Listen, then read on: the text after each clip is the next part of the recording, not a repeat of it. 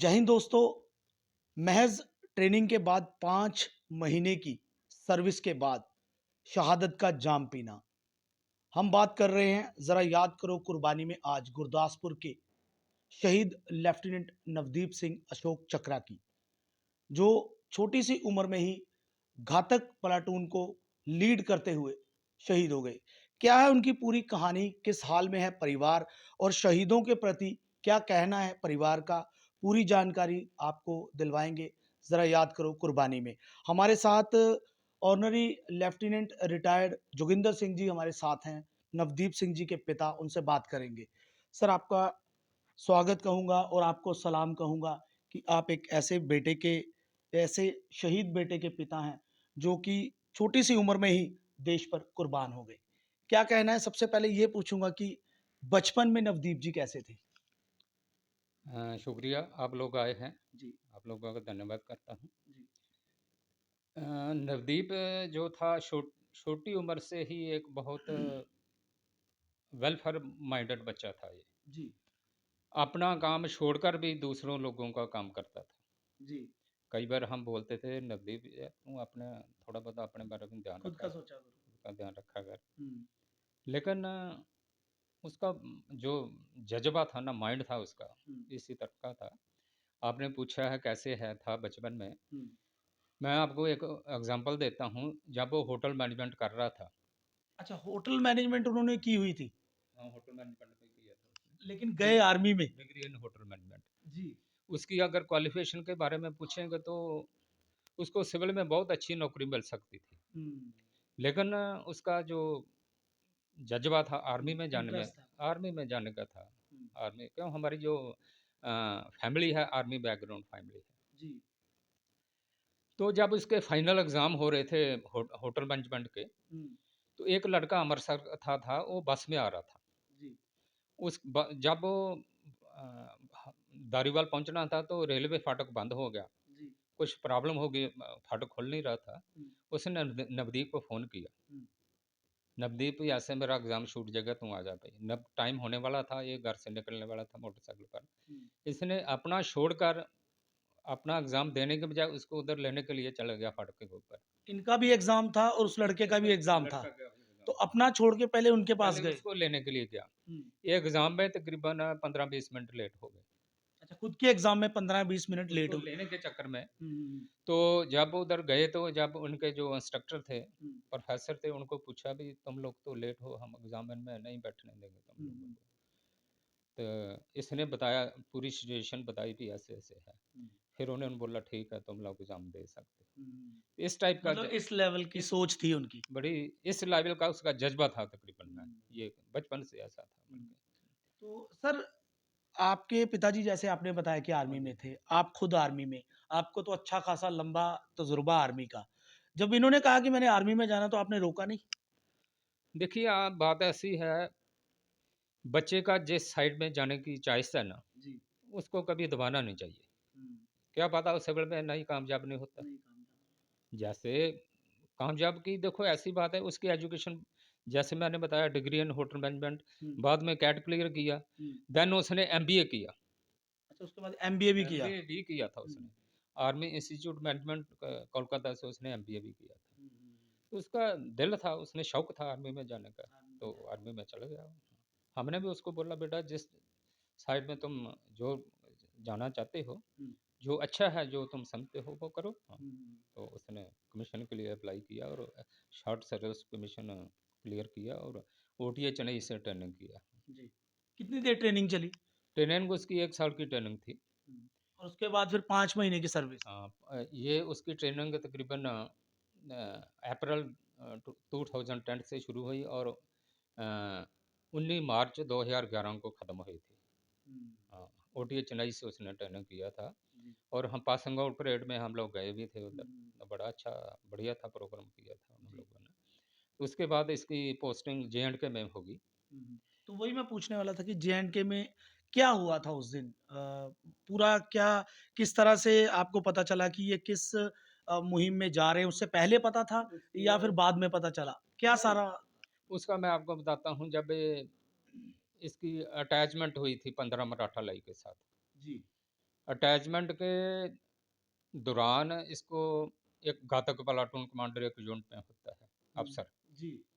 तो ये नया अफसर था, लेफ्टिनेंट था, फिजिकल फिट था, सब कुछ ठीक था, माइंड के भी फिजिकली माइंड की साइड से, और हर एक सिचुएशन को अच्छी तरह टैकल कर सकता था। उन्होंने जी। इसको ध्यान में रखते हुए कि ये बंदा जो अफसर है, इसको घातक प्लाटून कमांडर के फिट है, इसको इसको लीड करने देते हैं। लीड करने देते हैं, हुँ। इसको जो भी जिम्मेवारी थी घातक प्लाटून कमांडर की इसको दी। जगह है गुरेज सेक्टर, जी। ये तकरीबन बांदीपुर से काफ़ी आगे है, जे-एंड-के में ही, जे-एंड-के में है, 60 लाइन ऑफ कंट्रोल के पास ही है, एलओसी के पास। जी। एलओसी के पास है। जी। वहाँ मैं गया भी था, इसकी शहादत के बाद वहाँ गया था 3-4 महीने के बाद। मैं पूरी जगह देख कर आया हूँ, जहाँ हुँ। इसने पोजीशन ले रखी थी, हुँ। पूरा मैं देख कर आया हूँ क्या कैसे ये। जी। तो ये तकरीबन 19 और 20 तारीख की, जो अगस्त की 2011। 2011 की, हुँ। उसके बीच में ये जो मुकाबला इनके टेररिस्ट के साथ हुआ। जी। जैसे यूनिट वालों ने बताया है, ये टेररिस्ट 17 टेररिस्ट थे ये। हुँ। तो ये इनके सीओ ने, कमांडिंग अफसर ने बोला था कि नवदीप, तुम घातक प्लाटून के जितने भी बंदे ले जा सकते हो, हुँ। सोल्जर ले जा सकते हो, अपने हुँ। साथ ले जाओ। हुँ। इसने बोला कि जो मेरे साथ वॉलंटियर है, हुँ। मैं सिर्फ उनको लूँगा। ये हुँ। अपने पास 10 बंदे लेकर, हुँ। एक जेसीओ और 10 सिपाही लेकर, हुँ। और 11वां ये था, हुँ। ये इन्होंने जाके एम्बुश लगाए थे, 2 एम्बुश लगाए थे, हुँ। और वो 17 टेररिस्ट थे। जब आर्मी के टेरर के साथ मुकाबला होता है ना, जी। बहुत टेररिस्ट कम मरते हैं। हुँ। उसका एक ब कारण है हुँ। कि हम लोग दूर से फायर कर देते हैं। हुँ। टेररिस्ट पे डर की वजह से, स्ट्रैटेजी रहती है कि जैसे किस भी तरह से सोचो आप कि दूर जो की वजह जो से मौके से हमारा हम सेफ रहें। हाँ, अपनी लेकिन सेफ्टी इसने 5 मीटर तक उनको अपने पास आने दिया था। 5 मीटर की दूरी 5 तक मीटर, टेररिस्ट को जब आने दिया आपने। जब नज़दीक आ गए, 5 मीटर के पास आ गए, तो फिर इसने अपने बंदों को बोला था, सबसे पहले फायर मैं करूँगा, हाँ, मेरे पहले फायर कोई नहीं करेगा। ठीक है। तो इसीलिए इतने टेररिस्ट मारे गए, 13 टेररिस्ट मारे अच्छा, गए। उस मुकाबले में 13 आतंकवादी मारे गए बिल्कुल, थे। बिल्कुल। मैं बताता हूँ, ये जे.एंड.के का सबसे, मेरे जहाँ तक थिंकिंग है, और मैंने पूछा भी है हुँ। इसका लोगों से, हुँ। अफसर से, हुँ। ये जे.एंड.के का सबसे सक्सेसफुल ऑपरेशन है ये, आज तक का। Till date. हाँ। हुँ। 11 बंदे आर्मी के हों हुँ। और 17 टेररिस्ट हों, उसमें 13 मारने, हुँ। बहुत बड़ी बात है। और आपको कब पता चला कि ऐसे शहीद हो गए? आपको फ़ोन आया या फिर किस तरह से ये जानकारी दी गई? आप तक कैसे पहुँची? ये बात है 20 अगस्त 2011 की, सैटरडे था उस दिन। हुँ। तो मैं जब बाहर से आया, तो तकरीबन हमारे पड़ोसियों को सबको पता लग चुका था, लेकिन वो बात नहीं कर रहे थे घर वालों से बात नहीं घर कर वालों से। हेजिटेशन होता ही है। जी। हम क्या पूछें उनको जाकर। हुँ। तो कुछ न्यूज़पेपर वाले, जो चैनल वाले कुछ घूम रहे थे, हुँ। तो हमारे पास आने को वो बात करना चाहते थे, लेकिन उनको पता था कि इनको पता नहीं पता है, ही नहीं है। हम क्या बताएँगे, क्या क्या बात क्या करेंगे जाकर। पूछेंगे? इसलिए ये कुछ लोग आए, मैंने उनसे पूछा, क्या बात है भई? हुँ। बोलते नवदीप का घर यही है, मैं आ जाओ न, यही है घर। हुँ। क्या बात है? हुँ। लेकिन वो वापस चले गए। हुँ। फिर उनके सीईओ का फ़ोन आया मेरे को, ऐसे-ऐसे हो गया है। हुँ। फिर हमें पता फिर चला। आपको हाँ, पता चला कि ये हाँ। हुआ। तो गर्व की बात है क्योंकि शहीद होना सबके बस की बात नहीं है और देश पर शहीद होना तो सबसे बड़ी बात है। मैं ये पूछना चाहूँगा कि इतना हमें पता है कि जो सेना है, जो इंडियन आर्मी है, वो अपने जवानों को, अपने ऑफिसर्स को नहीं भूलती, शहीदों के परिवारों को नहीं भूलती।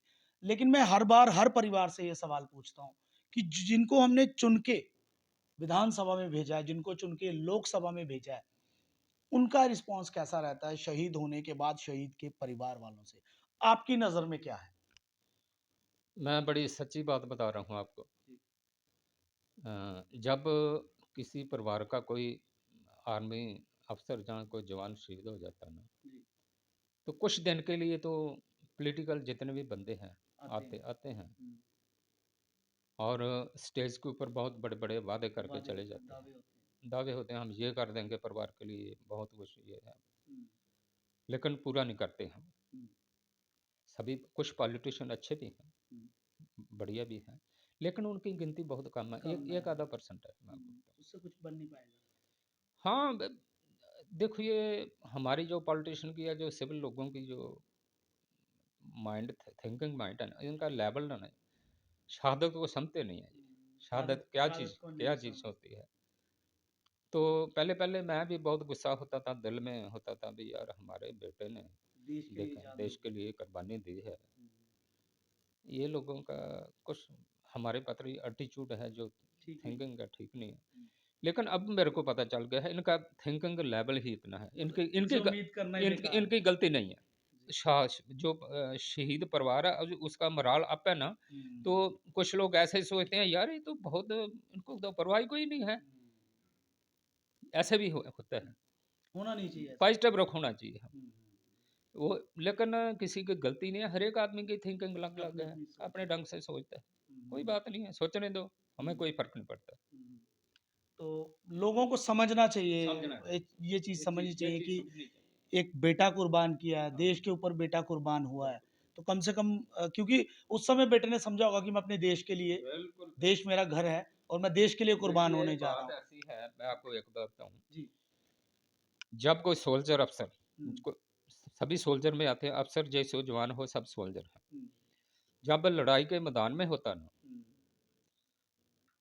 उसका एक ही मोट्टो होता है, हुँ। मेरी जीत हो। यस, देश की जीत हो, मेरे देश का जो नाम है ना, वो नीचे ना हो। नीचे ना हो। अ, जीत हो हमारी, हुँ, तो अपना आप कुर्बान करता है, हुँ। जी। ये चीज़। धन्यवाद जी। Thank you sir. और सलाम है आपको और हम भी लोगों से यही अपील करना चाहेंगे कि कम से कम इज़्ज़त जो है वो शहीद के परिवारों की होनी चाहिए। नम आँखों से retired ordinary lieutenant Joginder Singh ji ने अपने बेटे की कहानी बताई और ज़ाहिर-सी बात है कि इस उम्र में और इतना नौजवान बेटा देश के ऊपर कुर्बान कर देना और जब ऊपर से लोगों की कुछ ऐसे कमेंट्स आते हैं, कुछ ऐसी बातें आती हैं, तो मन दुखी होता है। लेकिन इन्होंने कहा कि अब इन्होंने उस पे सोचना छोड़ दिया है क्योंकि इनको पता है कि जिसकी जितनी सोच है वो उतनी ही बात करेगा। तो ये थे हमारे साथ शहीद लेफ्टिनेंट नवदीप सिंह अशोक चक्रा के पिता जिन्होंने उनके बारे में पूरा बताया कि किस तरह से उन्होंने शहादत का जाम पिया और कहीं न कहीं मन में मलाल भी है कि लोग उनकी शहादत का जो मोल है वो पहचानते नहीं। लेकिन अब इन्होंने गिला करना छोड़ दिया है क्योंकि इनको उम्मीद इन्होंने छोड़ दी है लोगों से क्योंकि लोग अपनी सोच के हिसाब से बोलते हैं। तो अब हम बात करेंगे शहीद लेफ्टिनेंट नवदीप सिंह अशोक चक्रा जी की माता से।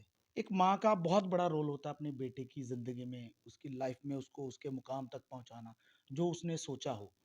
तो आपके हिसाब से नवदीप जब छोटा था, फिर उसके बाद स्कूलिंग और उसके बाद कॉलेज, किस तरह के था? कैसा था? कैसे उसका फ्रेंड सर्कल था? जब वो छोटा था तो मतलब काफ़ी शांत था। जी, हाँ जी। तो शरारती तो बच्चे होते ही हैं। जी। शरारती भी था हुँ, और थोड़ा ऐसे भी था कि स्कूल में गया और बच्चों के साथ मारपीट भी कर ली। जी, ऐसा भी उसका नेचर था। ठीक है। तो वैसे बाकी तो पढ़ाई में बहुत अच्छा था। पढ़ने-लिखने में इंटेलिजेंट था। बहुत। जी, हाँ जी। तो कॉलेज लाइफ़ कैसी थी उनकी? क्योंकि कॉलेज बड़ी छोटी उम्र में शहादत प्राप्त की उन्होंने। कॉलेज लाइफ़ कैसी थी जब प्लस 2 के बाद उन्होंने आगे की पढ़ाई शुरू की? प्लस 2 के बाद उन्होंने होटल मैनेजमेंट किया। जी, तो होटल मैनेजमेंट तो वहाँ तो बहुत ही मतलब उस समय बहुत ज़्यादा उधर अच्छा था सब कुछ। हुँ, मतलब ऐसे कॉलेज की तरह लाइफ नहीं थी कि अच्छा, इधर आओ घूम घूमो फिर लिया, नो नो नो नो। पढ़ाई में फ़ोकस थे। हाँ जी, 9 बजे से लेके 5 बजे तक हुँ, मतलब कोई बच्चा बाहर नहीं जा सकता। हुँ, बहुत स्ट्रिक्टनेस थी उधर। ठीक। दोपहर का खाना भी वहीं खाते थे हुँ, हुँ, और बिल्कुल टाइम पे पहुंचना, टाइम पे आना। हुँ, तो उसका जैसे ये तो लोकल था, जी। तो फ्रेंड्स उसके बाहरली स्टेट्स से भी थे, हुँ, बच्चे आते थे हुँ, और उनके साथ इसका इतना मेल जोल था ना। महीने में 10-15 दिन तो ये 2 फ्रेंड उसके हमारे घर में रहेंगे। अच्छा यहीं पे रहते थे? हाँ जी, क्योंकि उनको थोड़ा हॉस्टल का खाना नहीं अच्छा लगता था, उधर घर रहना का नहीं खाना अच्छा घर लगता था। जैसा। हाँ जी। जी, तो ये इतना फ्रेंडली था। हुँ, मतलब मतलब इसके पापा भी उस समय आर्मी में थे। हुँ, तो मैं और तीनों बच्चे। जी। हाँ जी, दूसरे बच्चे भी छोटे थे। हुँ, हुँ, तो फिर इसके फ्रेंड आ जाना और 10-10 दिन हमारे घर ही रहना हुँ, इधर। जैसे मैंने इसके कपड़े धोने, उनके भी वैसे उनके धोने, दिन। खाना खाना, रहना मतलब एक जी। फैमिली की तरह। तो तो जैसे आपके जो ससुर हैं वो भी आर्मी में थे, आपके हस्बैंड भी आर्मी में। तो जब बेटे ने इच्छा ज़ाहिर की कि मुझे आर्मी में जाना है, तो आपको लगा नहीं कि रोक लेना चाहिए? क्योंकि सब तो आर्मी में हैं, तो चलो नहीं भेजेंगे तो कोई दिक्कत नहीं है उसमें। इस बारे में आपका क्या कहना है? नहीं, उसको शौक था आर्मी ऑफिसर बनने का, हुँ, है ना? क्योंकि हम ज़्यादातर आर्मी में सर्कल में ही रहे हैं, बिल्कुल बैकग्राउंड अपने, सारा हाँ आर्मी जी, अपने हस्बैंड के साथ ही रहे बाहर। जी, तो जब वो आर्मी स्कूल में पढ़ा वो, हुँ, तो जब वो देखता था ना कि आर्मी ऑफिसर जाते ऑफिस इधर उधर, उनकी क्या मतलब, तो उसको बहुत शौक था। हुँ, तो हमें भी अच्छा लगता था कि मतलब जब वो सिलेक्ट हो गया ना, हुँ, तो हमें भी बहुत खुशी हुई कि एक बड़े रैंक कि में हाँ, और हमारी जो फैमिली है वो आर्मी मतलब चली रहेगी आगे, देश की सेवा कर रहे हैं। कर रहे हैं। हाँ जी। तो जब शहीद हुआ, बड़ा भावुक सवाल पूछ रहा हूँ मैं आपसे और हर माँ से पूछता हूँ, किस तरह से आप तक जानकारी आई? आपको कब पता चला कि बेटा शहीद हो चुका है? शहीद तो वो जैसे रात को ही हो गया हुँ, होगा, हुँ, तो हमें दिने दिन में कुछ पता नहीं था। हुँ, तो ऐसे सब अपना काम, लेकिन मन अंदर से था कि कुछ हो गया है। कुछ हो गया है। हुँ, क्योंकि मैं मतलब दिन में मेरी तबीयत खराब हो गई, ऐसे मैंने खाना भी नहीं बनाया। हुँ, तो फिर मैंने शाम को ऐसे छोटा बेटा आया तो मैंने उससे साथ में दवाई लेने भी चली गई, हुँ, दवाई भी लेकर आई। तो फिर मैंने सोचा अब खाना बनाती हूँ, बच्चों ने भी खाना है। हुँ, तो तब तक हमारे गेट पे दो लड़के आए हुँ, और उन्होंने बोला ये नवदीप का घर है। हुँ, मैंने बोला हाँ। हुँ, तो मैंने बोला आप उस मतलब उसके पास आए हैं, उधर वहाँ से से आए आए हैं ना? जी, हाँ जी। तो वो बोलते हाँ जी। हुँ, तो मैंने बोला आ जाओ। वो आ गए। तो मैंने सोचा कि ये तो मतलब हमारे घर आए हैं, हुँ, तो ऐसे मैं थोड़ा पानी पुनी लेने में लग गई। हुँ, ते थोड़ा वो जब मैं पानी लेके आई ना, तो वो इधर बैठा के मैं गई थी, वो चले गए। हुँ, फिर मैं इनको बोला हुँ, कि वो तो दो लड़के आए थे नज़दीक के यूनिट से, हुँ, वो चले गए हैं, आप फिर इनके पीछे गए। हुँ, तो वो मिल गए जहाँ। हुँ, तो वो बोलते नहीं हम ऐसे ही आए थे। हुँ, तो जो भी ऑफिसर है ना गुरदासपुर के, हुँ, हम सबके घर जा रहे हैं। तो हुँ, हम फिर आएंगे, थोड़ी देर बाद आएंगे। हुँ, तो किसी और अफसर के घर जाना, तो हुँ, ये बोलते मैं भी चलता हूँ साथ में। हुँ, बोले नहीं नहीं अंकल जी आप रुको, यहाँ आप कहाँ जाओगे? हुँ, तो हमें फिर भी मतलब कुछ लगा नहीं कि हुँ, ऐसे उस समय बोल, तक कुछ नहीं लगा नहीं आपको? लगा। हुँ, तो फिर उसके बाद फिर आए, दे फिर मतलब फ़ोन आ गया, हुँ, लैंडलाइन फ़ोन था। हुँ, वो मैंने उठाया। हुँ, तो उन्होंने बोला कि ऐसे नवदीप के ना थोड़ी सी चोट लग गई है। चोट लग गई। तो मैंने बोला वो ठीक तो है ना? हुँ, हम बोलते हाँ ठीक है। फिर फ़ोन कट गया। फिर उसके बाद हमें पता ही ना चले कि हम क्या करें, कहाँ फ़ोन करें, क्योंकि उसकी यूनिट में तो फ़ोन जाता नहीं था। हुँ, तो ऐसे ही हम बहुत परेशान हो गए क्या करें। हुँ, तब तक दूसरा फ़ोन फिर आ गया लैंडलाइन पे। हुँ, तो उन्होंने बोला कि उसको ना हम हॉस्पिटल लेके गए हैं। हुँ, तो मैंने बोला कैसे है वो?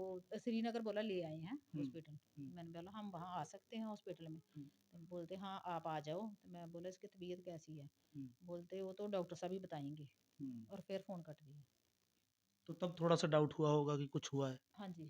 फिर मेरे को लगा कि हॉस्पिटल है, वैसे हुँ, उन्होंने बोला कि ठीक है। हुँ। तो फिर ये कभी बोले कि मैं तिबड़ी जाऊं और कुछ पता ही ना चले मतलब क्या कर सकते थे क्या उस समय करें, क्योंकि कि दूर तिबड़ी बहुत था। जाएं, वहां से फोन करवाएं यूनिट में, या क्या करें। तो तब तक फिर इनके फोन पे आ गया। हुँ, फिर पता नहीं उनके यूनिट से ही आया होगा। फिर इनको पूरी इन्फॉर्मेशन उन्होंने दे दी। हाँ जी। तो एक सवाल और मैं पूछूँगा कि उस समय उनकी उम्र थी शादी के लायक। हाँ जी। तो क्या घर में बातचीत चल रही थी कहीं रिश्ते की बात की अब इनकी शादी कर दी जाए? हाँ जी, लड़की देख रखी थी हमने। अच्छा।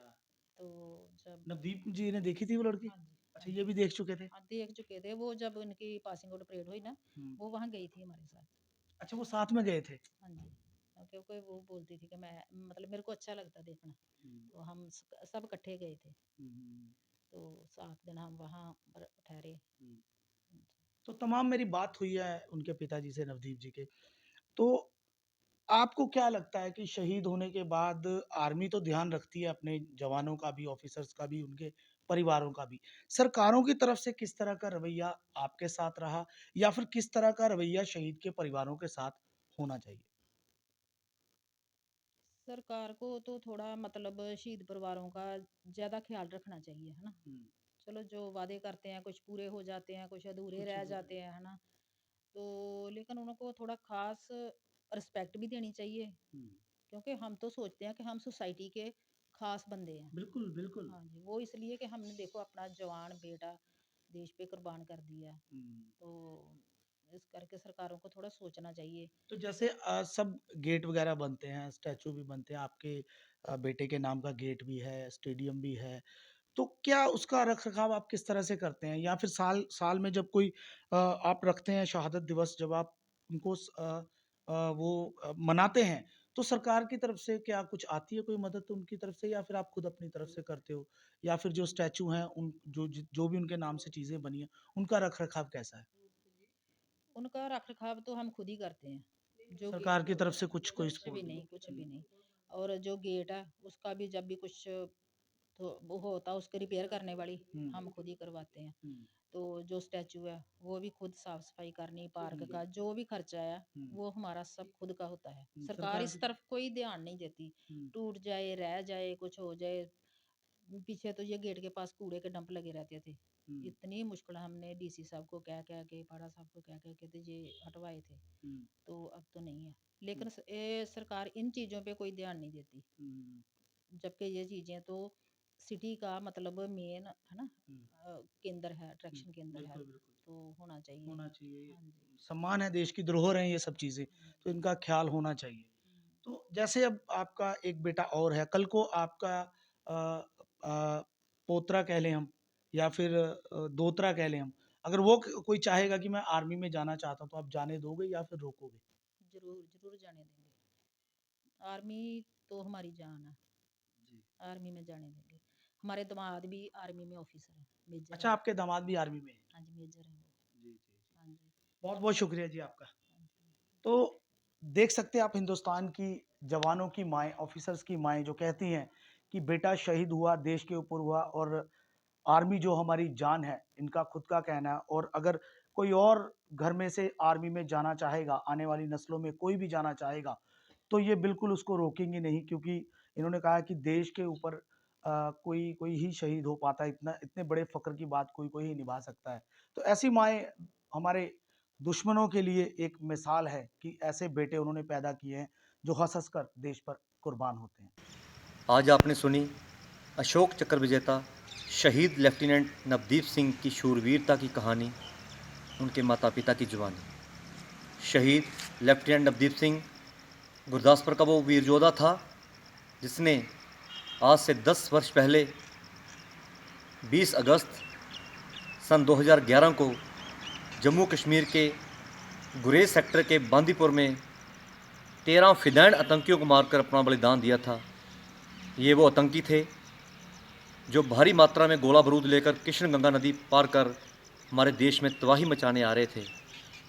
लेकिन लेफ्टिनेंट नवदीप सिंह, जिसकी वो घातक प्लाटून थी, उस प्लाटून का वो कमांडर था, उसने आतंकियों को बिल्कुल अपने नज़दीक आने दिया और पास आते ही उन्होंने उन पर धावा बोल दिया और अपनी अद्भुत शूरवीरता का परिचय देते हुए इस वीर योद्धा ने अपनी बहादुरी का वो सबूत दिया और उन 13 आतंकियों को मारकर बहादुरी का इतिहास रचा। 25 वर्ष का ये शूरवीर, जिसकी सिर्फ 4 महीने पहले प्रमोशन हुई थी, लेफ्टिनेंट बने थे, उनके माता पिता उनके कंधों पर स्टार लगाकर घर पहुंचे थे, उसके छुट्टी आने का इंतज़ार कर रहे थे। लेकिन लेफ्टिनेंट नवदीप ने अपना राष्ट्र धर्म निभाते हुए, अपनी वर्दी का ऋण उतारते हुए अपना अनुपम बलिदान दे दिया, सुप्रीम सेक्रीफाइस दे दिया और जिनकी वीरता को देखते हुए देश के राष्ट्रपति ने उन्हें मरणोपरांत अशोक चक्र से सम्मानित किया। साथियों, ऐसे शूरवीर योद्धा देश की भावी पीढ़ी के लिए प्रेरणा स्रोत हैं, जिन्होंने देश के आने वाले कल के लिए अपना आज कुर्बान कर दिया। आज ज़रूरत है, जहां हमने इन शहीदों को पूरा मान सम्मान देना है, वहीं उनके परिजनों को भी उचित मान सम्मान देते हुए, उनके माता पिता को भी उचित मान सम्मान देते हुए उनके लाडलों की शहादत की गरिमा को बहाल रखना है और यही सही मायनों में इन शहीदों को सच्ची श्रद्धांजलि है। मैं TNN के संचालक अपने छोटे भाई रिपोर्टर संजीव जी और उनके कैमरामैन मुनीश का भी धन्यवाद करता हूँ, जो हर सैटरडे को किसी न किसी शहीद की वीर गाथा लेकर दर्शकों के सामने आते हैं और इन शहीदों की वीर गाथाएँ जो हैं देश की भावी पीढ़ी में राष्ट्र पर मर मिटने का जज्बा पैदा करते हैं और मैं समझता हूँ कि ये इनका बहुत बड़ा प्रयास है। मैं अपनी शहीद सैनिक परिवार सुरक्षा परिषद की ओर से भी इनका आभार व्यक्त करता हूँ कि आज इन्होंने गुरदासपुर के एक वीर योद्धा की कहानी जो आपके समक्ष रखी। पठानकोट के शहीदों के अलावा गुरदासपुर के शहीदों की वीर गाथाएँ भी ये लेकर आते हैं और एक बहुत बड़ा प्रयास है। एक बार फिर मैं अमर शहीद लेफ्टिनेंट नवदीप सिंह की शहादत को शत शत नमन करता हूँ, उनके माता पिता को शत शत नमन करता हूँ, जिन्होंने अपना 25 वर्षीय बेटा देश की बलि वेदी पर कुर्बान कर शहीद परिवार होने का गौरव हासिल किया। धन्यवाद। जय हिंद, जय भारत। जरा याद करो कुर्बानी में आज इतना ही। कैमरामैन मुनीश के साथ संजीव मंगोत्रा, TNN गुरदासपुर।